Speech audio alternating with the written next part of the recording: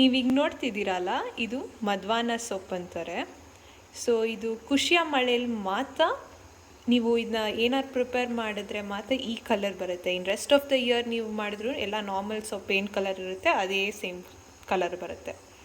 So ಇದನ್ನ ತಿಂದರೆ ವರ್ಷಕ್ಕೆ ಒಂದೇ ಸಲ ಆಗೋದು ಈ ಕಲರು. ಸೊ ಇದು ತಿಂದಾಗ ತುಂಬ ಹೈ ಆ್ಯಂಟಿ ಆಕ್ಸಿಡೆಂಟ್ಸ್ ಇರುತ್ತೆ. ಅಂದರೆ ನಿಮ್ಮ ಇಡೀ ವರ್ಷಕ್ಕೆ ಏನು ಇಮ್ಯುನಿಟಿ ಬೇಕಾಗುತ್ತೆ, ಸೊ ಬೇಸಿಕ್ಲಿ ಇದರಲ್ಲಿ ಕನ್ಸ್ಯೂಮ್ ಮಾಡ್ತೀವಿ ಅಂತ ಒಂದು ಬಿಲೀವ್ ಇದೆ. ಸೊ ತುಂಬ ಚೆನ್ನಾಗಿರುತ್ತೆ. ಇದರಲ್ಲಿ ಸ್ವೀಟ್ ಮಾಡ್ತೀವಿ ಅಥವಾ ರೈಸ್ಗೆ ಒಂಥರ ಬಾತ್ ಥರ ಮಾಡ್ತಾರೆ. ಸೊ ಡಿಫ್ರೆಂಟ್ ಟೈಪ್ಸ್ ಆಫ್ ಅವ್ರಿಗೇನೇನು ಬೇಕು ಒಬ್ರೊಬ್ರು ಡಿಫ್ರೆಂಟಾಗಿ ಮಾಡ್ಕೊಳ್ತಾರೆ, ಪಲ್ಯ ಥರ ಎಲ್ಲ.